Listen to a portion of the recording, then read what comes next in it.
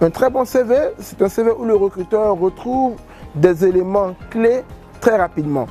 Dans la partie expérience professionnelle, on doit retrouver des résultats clés de succès, des contributions, des apports, des innovations qui donnent de la valeur à votre expérience.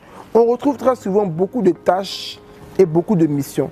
Les tâches et les missions ne donnent pas de la valeur à votre CV. Ce qu'on veut savoir, c'est qu'as-tu fait des missions qu'on t'a confiées, qu'as-tu fait des tâches qu'on t'a confiées. Donc dans chaque résultat clé, on doit trouver l'action et l'impact de l'action qui donne de la valeur à votre partie expérience. Dans la partie formation, on voudrait retrouver au-delà de vos diplômes, des certificats que vous avez eu à faire, des conférences que vous avez eu à suivre, parce qu'on voudrait avoir des personnes qui se forment continuellement, qui se mettent à jour continuellement. Donc ne pas avoir de certificat, ne pas avoir d'autres choses en dehors de vos diplômes, peut faire comprendre aux recruteurs que vous ne vous mettez pas à jour et que vous n'êtes pas à jour.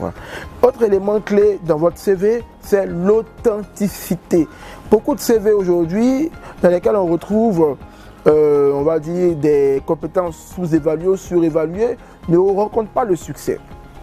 Il faut pouvoir donner ces compétences justes, surtout au niveau des langues, au niveau des logiciels.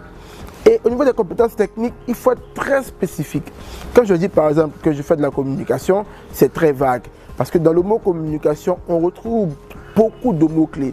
Si je dis par contre que je fais des plans de communication, que je fais de la veille médiatique, c'est spécifique, c'est précis. Et le recruteur sait typiquement sur quel point je peux être, on va dire, dynamique, sur quel point je peux apporter des solutions concrètes et il saura comment est-ce qu'il peut m'utiliser. Ensuite, pour terminer, je parlerai de la partie objectif qui met en avant qu'est-ce que je peux apporter à l'entreprise si je suis recruté. Donc, il faudra avoir de très bons objectifs. Ne pas parler de je veux apprendre auprès de vous, je veux avoir de l'expérience, mais plutôt parler de votre apport en une ligne ou deux lignes, ou si on part sur un mini profil à la place de l'objectif, faire ressortir dans le mini profil des éléments clés qui font de vous la solution pour ce poste et terminer dans le mini profil par qu'est-ce que vous pouvez apporter à l'entreprise pour marquer et faire la différence.